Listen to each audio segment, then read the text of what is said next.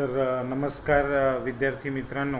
आज आपण इयत्ता 9वीचं आणि विषय आहे राज्यशास्त्र यातील पहिलं प्रकरण हे बघणार आहोत की त्याचं नाव आहे महायुद्धोत्तर राजकीय घडामोडी.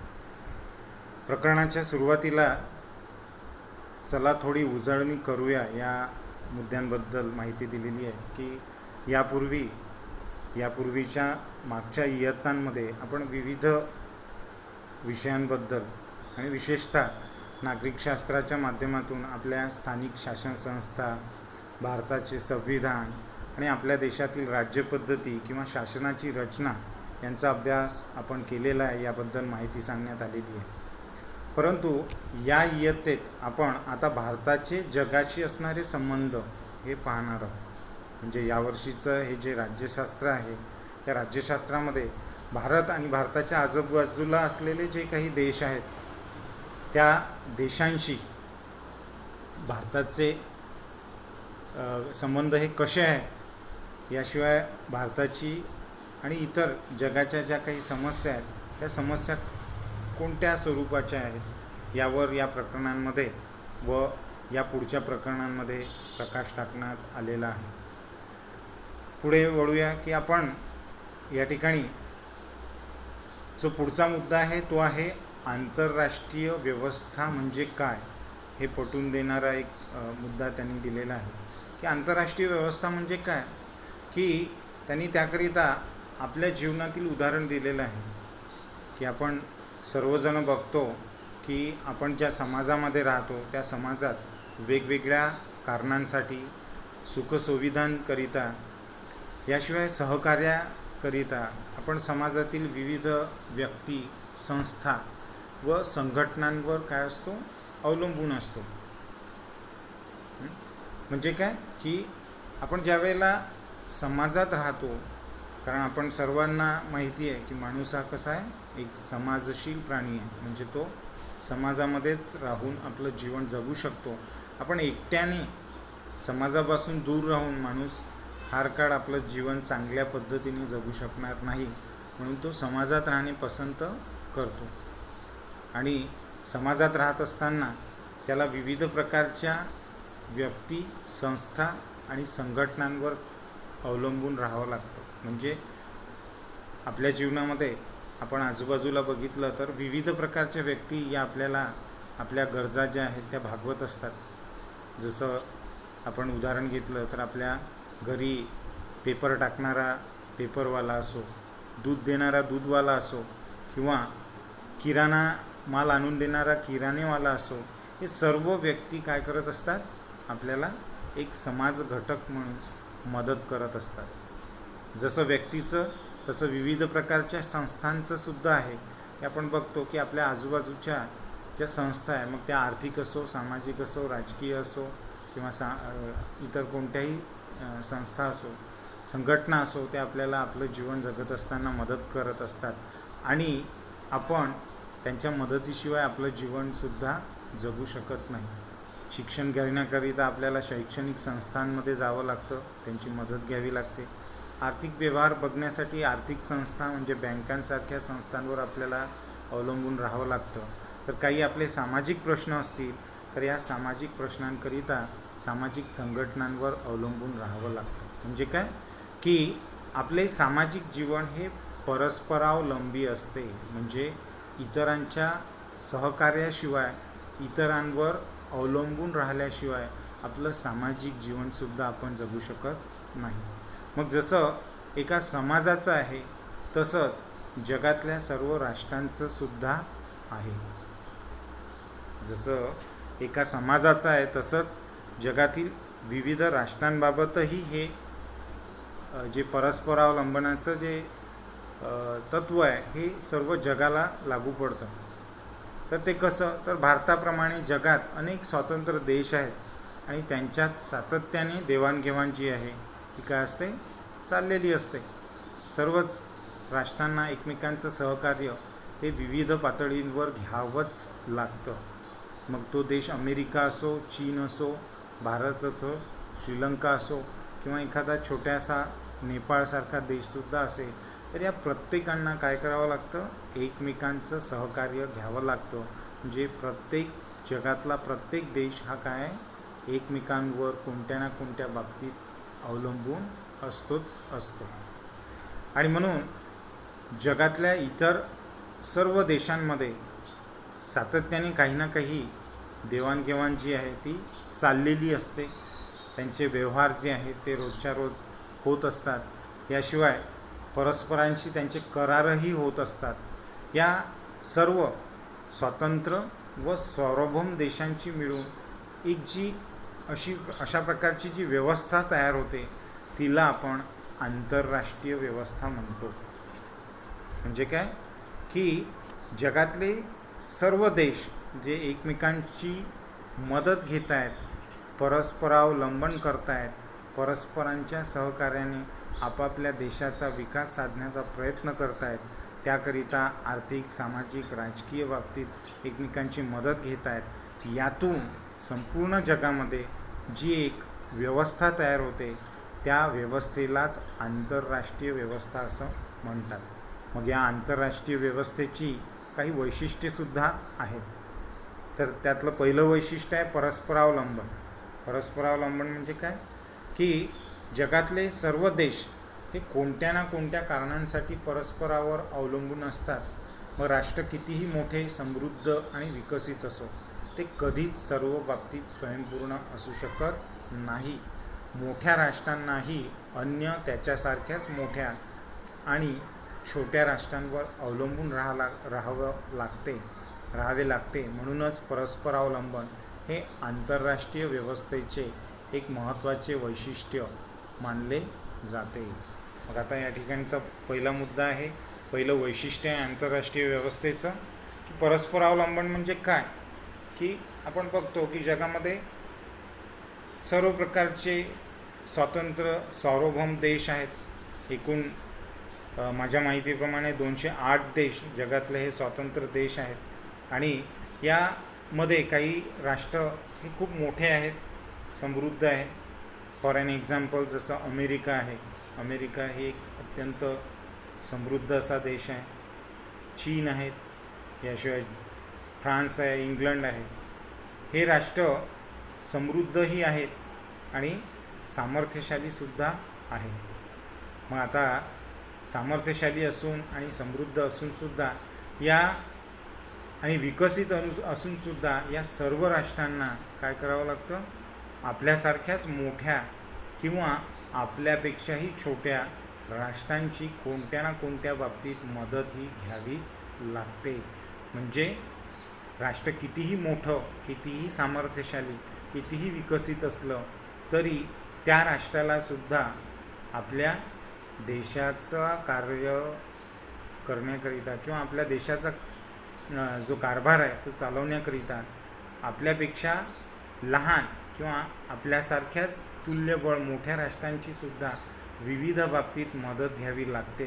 आणि यालाच काय म्हणतात, परस्परावलंबन. म्हणजे काय की प्रत्येक राष्ट्र हे इतर राष्ट्रांवर अवलंबून आहे. आणि म्हणून परस्परावलंबन हे आंतरराष्ट्रीय व्यवस्थेचं एक महत्त्वाचं वैशिष्ट्य मानलं जातं. म्हणजे काय की या जगामध्ये असं काहीच नाही की तुम्ही सामर्थ्यवान आहात, तुम्ही मोठे राष्ट्र आहात म्हणून तुम्हाला इतरांच्या मदतीची गरज भासणार नाही, असं काहीही नाही. जगातल्या छोट्यात छोट्या आणि मोठ्यात मोठ्या प्रत्येक राष्ट्राला काय घ्यावी लागते, इतर आपल्यापेक्षा छोट्या किंवा आपल्यासारख्याच मोठ्या राष्ट्रांची मदत घ्यावी लागते. आणि म्हणूनच आंतरराष्ट्रीय व्यवस्थेचं हे एक महत्त्वाचं वैशिष्ट्य मानलं जातं, ज्याचं नाव आहे परस्परावलंबन. त्यानंतर दुसरा मुद्दा आहे, यामधला दुसरं वैशिष्ट्य आहे की परराष्ट्र धोरणांच्या द्वारे आंतरराष्ट्रीय संबंध. की प्रत्येक राष्ट्र हे आपल्या अंतर्गत व्यवहारासाठी त्याचप्रमाणे अन्य राष्ट्रांची कसे व्यवहार करावेत याविषयी निश्चित धोरण ठरवते. मग आता प्रत्येक राष्ट्र हे काय करतं, आपला अंतर्गत व्यवहार कसा असावा याबद्दल काही नियमावली, काही नीतिनियम ते तयार करतात. याशिवाय आपल्या आजूबाजूचे जे शेजारील राष्ट्र आहेत त्यांच्याशी आपले व्यवहार कसे असावेत याविषयी एक निश्चित धोरण ठरवते. अशा धोरणाला काय म्हणतात? परराष्ट्र धोरण असं म्हणतात. मग आता आपल्या शेजारी अनेक राष्ट्र आहेत. पाकिस्तान, अफगाणिस्तान, नेपाळ, भूतान, बांगलादेश, चीन, खाली श्रीलंका. मग आता या सर्व शेजारील राष्ट्रांची आपले व्यवहार कसे असावेत? मग आता प्रश्न उठतो की या आपल्या शेजारील सर्वच राष्ट्रांशी आपले संबंध मधुर आहेत का, चांगले आहेत का? तर नाही. आज आपण बघतोय की गेल्या कित्येक वर्षापासून पाकिस्तान हे राष्ट्र आपल्यासाठी डोकेदुखी ठरत आहे. तर आता चीनसुद्धा आपल्यावर कुरघोडी करू पाहत आहे. म्हणजेच काय की मग असे जे राष्ट्र आहेत त्या राष्ट्रांशी आपण कसं वागावं, त्यांच्याशी आपले व्यवहार कसे असावेत, आपला व्यापार कसा असावा, आपले आर्थिक संबंध कसे असावेत, तर हे सर्व ठरवण्याचं काम काही विशिष्ट नियमांतर्गत केलं जातं. हे जे धोरण आहे म्हणजे आपण त्यांच्याशी कशा प्रकारचे संबंध प्रस्थापित करावे, तर या धोरणालाच काय म्हणतात? परराष्ट्र धोरण असं म्हणतात. तर हा झाला परराष्ट्र धोरणाचा मुद्दा. परराष्ट्र धोरण म्हणजे काय? तर भारताच्या परराष्ट्र धोरणाचा आपण अधिक विस्ताराने पुढील प्रकरणात अभ्यास करणार आहोत. म्हणजे काय की आपलं जे पुढचं प्रकरण आहे ते भारताचे परराष्ट्र धोरण हे कसे आहे, ते कशा पद्धतीने ठरवले जाते याविषयीची माहिती ती पुढच्या प्रकरणांमध्ये आपण बघणार आहोत. यानंतरचा मुद्दा आहे पार्श्वभूमी. की हे जे प्रकरण आहे हे शिकण्यापूर्वी आपल्याला त्यामागची पार्श्वभूमी जाणून घेणंसुद्धा आवश्यक आहे. याकरिता हा मुद्दा या ठिकाणी देण्यात आलेला आहे. यामध्ये म्हटलं आहे की आपण आज ज्या जगात राहतो ते अनेक घडामोडींमधून आकारास आलेले आहे आणि म्हणूनच आजचे जग समजून घेण्यासाठी आपल्याला थोडे इतिहासात जावे लागेल. की आजचं जर जग आपल्याला समजून घ्यायचं असेल तर आपल्याला काय आवश्यक आहे? आपल्याला पूर्वीचा इतिहास, जगाचा इतिहास समजून घेणं हे आवश्यक आहे.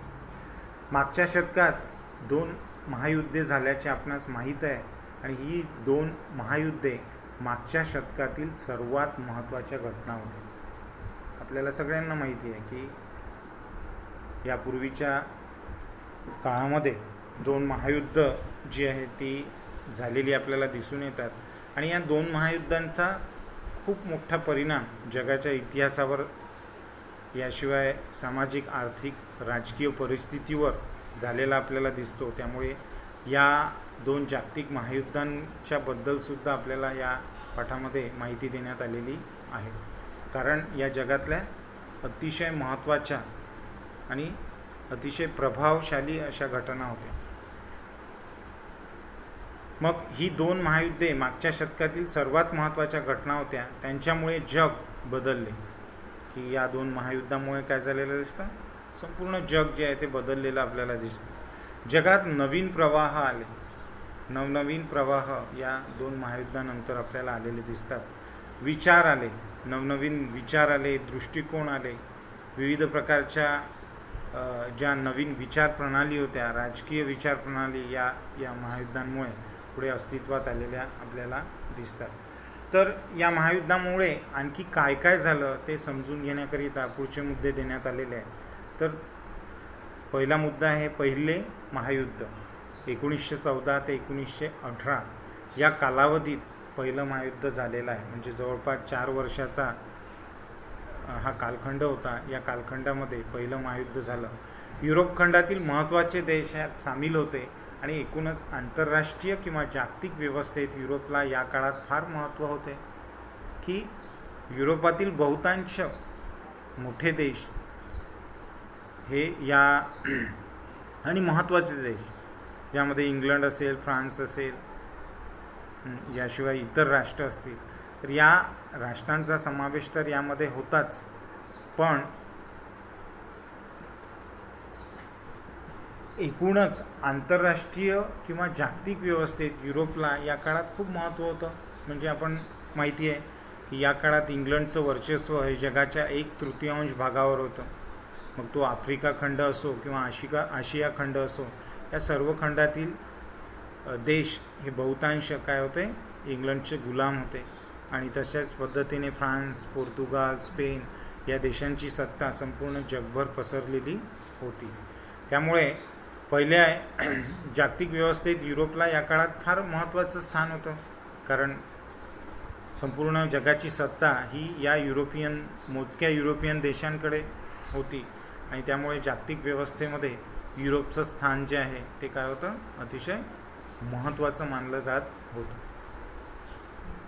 मग पहिल्या महायुद्धामुळे खूप मोठ्या प्रमाणावर जीवित व वित्तहानी झाली. की ज्यावेळेला पहिलं महायुद्ध झालं त्यावेळेला काय झालं, मोठ्या प्रमाणात जीवित आणि वित्तहानी झाली. मित्रांनो, या ठिकाणी लक्षात घ्या की जवळपास 80 लाख लोक हे या युद्धामध्ये काय झाले, मारल्या गेले.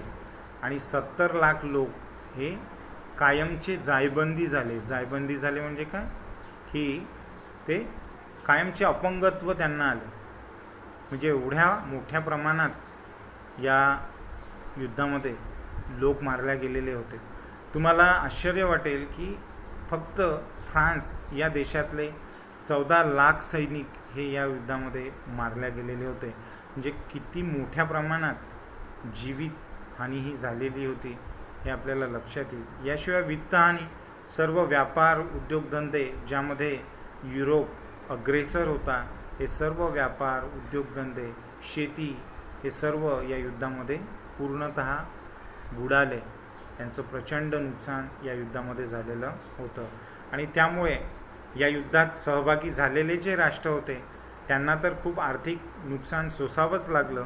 परंतु या युद्धात सहभागी नसलेल्या राष्ट्रांनासुद्धा यामुळे काय करावं लागलं, या युद्धात खूप मोठ्या प्रमाणात नुकसान सोसावं लागलं. आणि त्यामुळे जिंकलेल्या आणि हरलेल्या या दोनही राष्ट्रांच्या अर्थव्यवस्था या काय झाल्या, पूर्णतः कोसळल्या. त्या काळातली एक घटना माझ्या वाचनामध्ये आलेली आहे, ती मला सांगावीशी वाटते. की युरोपमध्ये त्या काळी टोपलंभर पैसे देऊन फक्त एक पाव विकत मिळायचा, एवढं त्या पावाचं महत्त्व पैशाच्या मोबदल्यात वाढलेलं होतं. यावरून आपल्याला त्या काळातली विदारक परिस्थिती ही लक्षात येईल की टोपलंभर पैसे देऊन पावाचा एक तुकडा विकत घेण्याकरिता लोक मारामाऱ्या करायचे.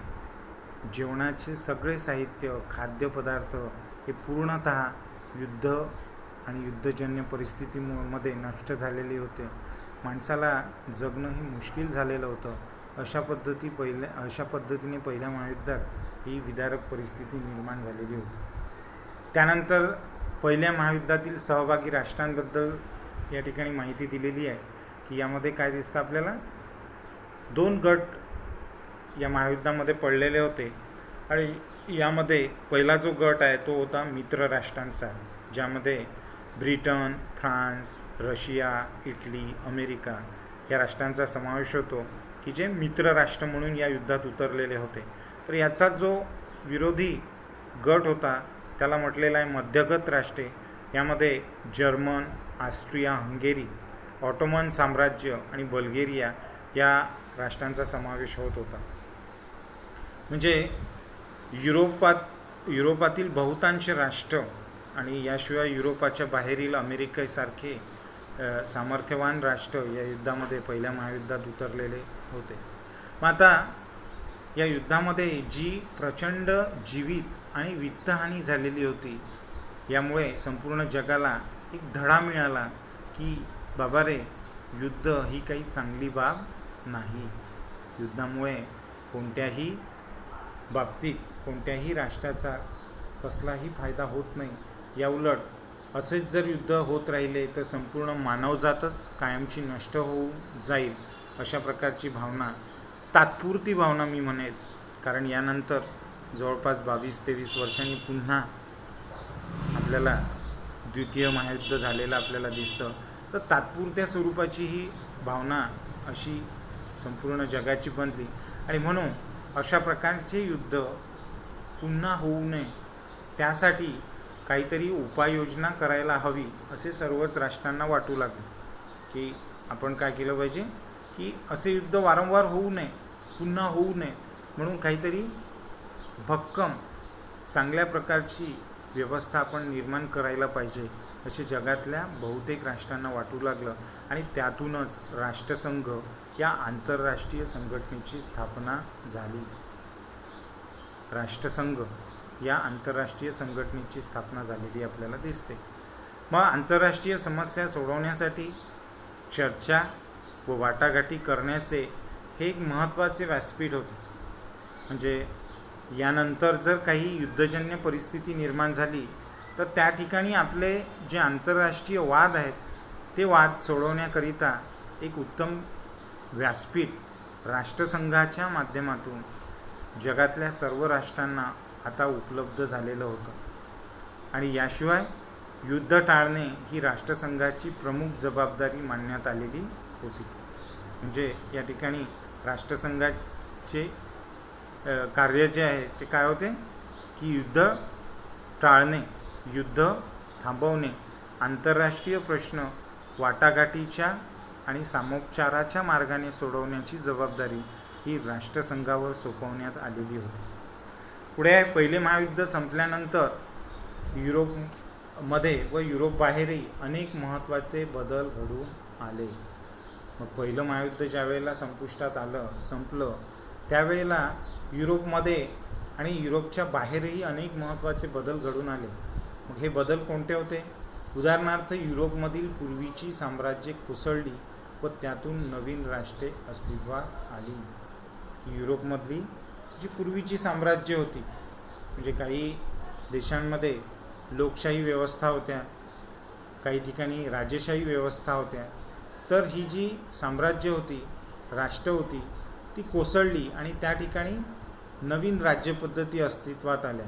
काही ठिकाणची राजेशाही गेली आणि काही ठिकाणी राजेशाही जाऊन लोकशाही जी आहे ती अस्तित्वात आलेली आपल्याला दिसते. म्हणजे काही महत्त्वपूर्ण बदल युरोपियन राष्ट्रांमध्ये तर झालेच, पण याशिवाय युरोपियन राष्ट्रांच्या बाहेर जगातील इतर जे देश होते त्या ठिकाणीसुद्धा अशा प्रकारची मोठमोठी साम्राज्ये कोसळली आणि त्या ठिकाणी नवीन व्यवस्था अस्तित्वात आल्या.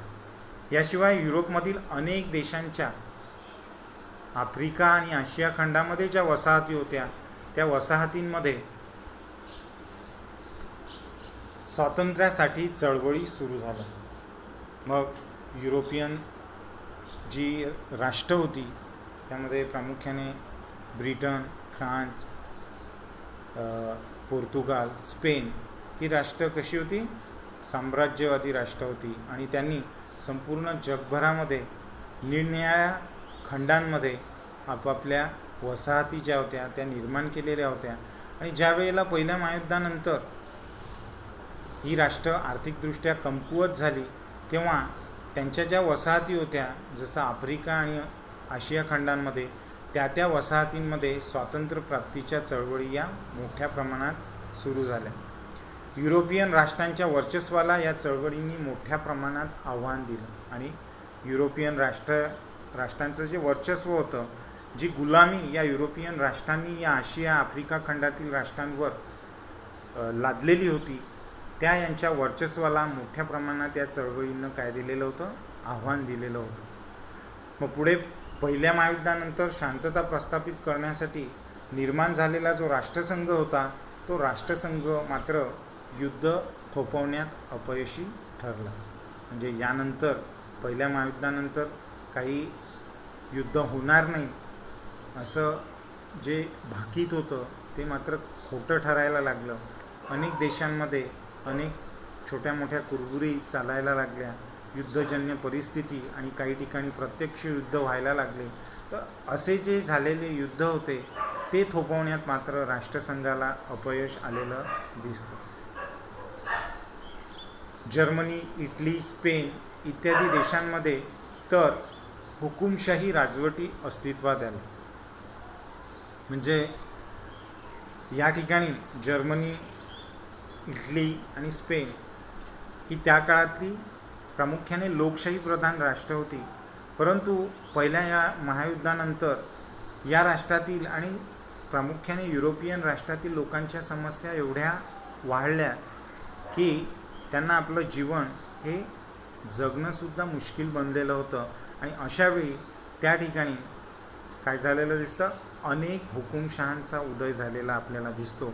की जर्मनीमध्ये तुम्हाला सर्वांना माहिती आहे ॲडॉल्फ हिटलर हा कोण होता, तिथला हुकुमशाह होता.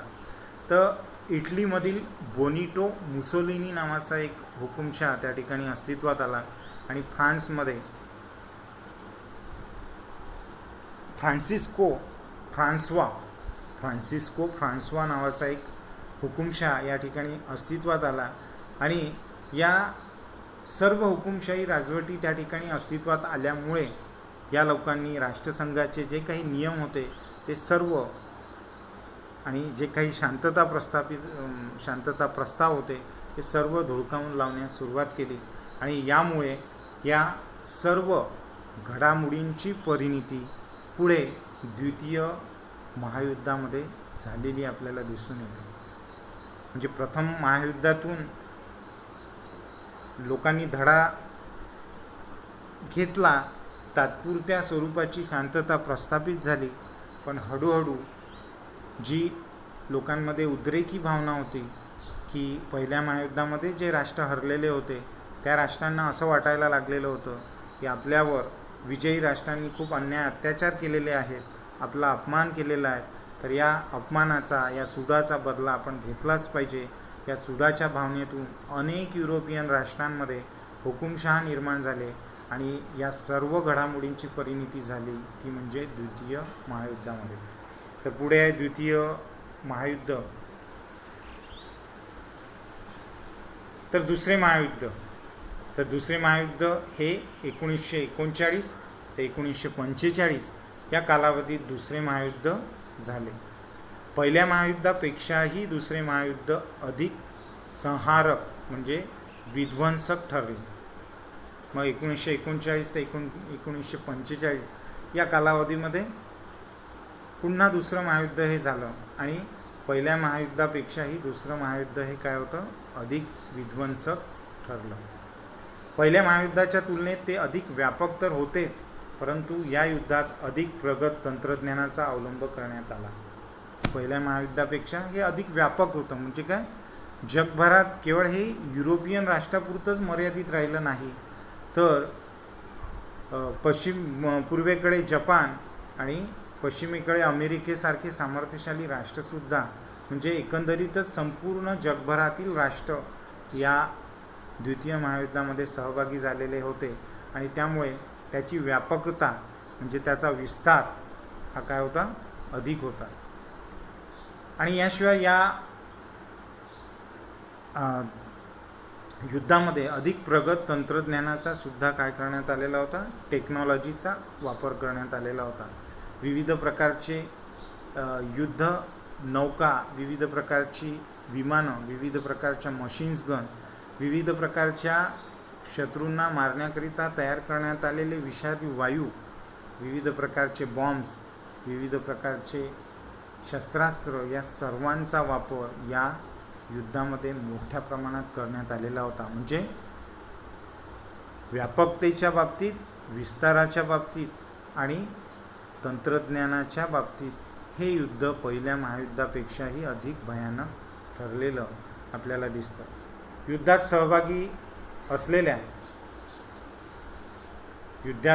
सहभागी असलेल्या राष्ट्रांवर पुन्हा एकदा काय झालेलं दिसतं आपल्याला, आर्थिक संकट जे आहे ते कोसळलेलं आपल्याला यामध्ये दिसतं. पुन्हा एकदा आर्थिक संकट कोसळलं म्हणजे काय की युद्ध झाल्यानंतर जी प्रचंड वित्तहानी आणि जीवितहानी झाली, त्यामुळे पुन्हा एकदा आर्थिकदृष्ट्या संपूर्ण जग जे आहे ते भरडल्या गेलं. म्हणजे संपूर्ण जगाला आर्थिक झळ ही बसायला लागली. मग या पुढच्या मुद्द्यात दिलेला आहे दुसऱ्या महायुद्धातील सहभागी राष्ट्रे. या दुसऱ्या महायुद्धातील सहभागी राष्ट्रांमध्ये आपल्याला दिसतं की मित्र राष्ट्रांमध्ये Britain, France, Australia, Canada, New Zealand, Bharat, Soviet union, चीन आणि अमेरिका इत्यादी राष्ट्रांचा समावेश मित्र राष्ट्रांमध्ये होत होता. तर अक्ष राष्ट्रांमध्ये जपान, जर्मनी, इटली इत्यादी राष्ट्रांचा समावेश होत होता. दुसऱ्या महायुद्धात अमेरिकेचा महत्त्वाचा सहभाग होता. ही एक अत्यंत महत्त्वाची बाब या युद्धामध्ये होती की या युद्धात अमेरिका ही काय झालेली दिसते, स्वतःहून सामील झालेली आपल्याला दिसते. आणि अमेरिकेने अणुबॉम्बची निर्मिती केलेली होती. युद्ध संपवण्यासाठी जपानमधील हिरोशिमा व नागासाकी या 2 शहरांवर अनुक्रमे 6 ऑगस्ट व 9 ऑगस्ट 1945 रोजी अमेरिकेने अणुबॉम्ब टाकले. या कालखंडामध्ये अमेरिकेकडे असं एक तंत्रज्ञान होतं की आजपर्यंत जगाकडे ते नव्हतं, आणि ती म्हणजे अणुबॉम्बचं तंत्रज्ञान. ऑटोमिक एनर्जी म्हणजे अणुबॉम्बाच्या बाबतीत अमेरिका ही संपन्न होती. आणि काही केल्या पूर्वेकडील जपान हे शरण यायला तयार नव्हतं, तेव्हा अमेरिकेने शेवटचा निर्णय घेतला, आणि तो म्हणजे काय की जपानच्या हिरोशिमा व नागासाकी या 2 शहरांवर 6 ऑगस्ट व 9 ऑगस्ट 1945 रोजी अमेरिकेने अणुबॉम्ब टाकले. आणि आपल्याला सर्वांना ज्ञात आहे की अणुबॉम्ब टाकल्यानंतर जपानमध्ये सर्वत्र हाहाकार माजला. लाखो लोक हे मृत्युमुखी तर पडलेच, पण याचबरोबर अनेक प्रकारच्या आजारांचा फैलाव हा जपानमध्ये झाला. अत्यंत विदारक अशी परिस्थिती जपानची बनली, आणि त्यामुळे जपानने शरणागती पत्करली. म्हणून म्हटलं आहे की युरोपमध्ये जर्मनीच्या पराभवानंतर, म्हणजे युरोपमध्ये ॲडॉल्फ हिटलर याचा पराभव झाला, आणि इकडे आशियामध्ये जपानच्या पराभवानंतर दुसरे महायुद्ध जे होते ते काय झाले, संपुष्टात आले. मग दुसऱ्या महायुद्धानंतरच्या काळात जागतिक पातळीवर ज्या काही अनेक घडामोडी झाल्या, त्यात एक महत्त्वाची घटना म्हणजे शीतयुद्धाची सुरुवात होईल. म्हणजे दुसरं महायुद्ध संपलं, परंतु या महायुद्धातून आणखी एका युद्धाचा जन्म झालेला आपल्याला दिसतो आहे, आणि तो म्हणजे कोणता, शीतयुद्धाचा. म्हणून काय म्हटलं आहे की दुसरं महायुद्ध संपल्यानंतरही जागतिक पातळीवर ज्या काही अनेक वर्चस्वाच्या घडामोडी घडल्या अमेरिका आणि सोव्हिएत युनियनच्या मध्ये, तर त्यामुळे एका नवीन युद्धपद्धतीला जन्म मिळाला, ज्याला म्हटलेलं आहे शीतयुद्ध. आणि शीतयुद्धाचा कालखंड हा 1945 ते 1991 हा मानला जातो. एवढा प्रदीर्घ कालखंड हा शीतयुद्धाने व्यापलेला होता, आणि या काळातील काही बदलांचा आपण पुढे आढावा घेणार आहोत. तर पुढचा मुद्दा आहे शीतयुद्धाचा. दुसऱ्या महायुद्धात मित्र असणारे अमेरिका आणि सोव्हिएत युनियन युद्ध संपताच परस्परांचे स्पर्धक बनले, आणि त्यांच्या सहकार्याची जागा स्पर्धेने घेतली.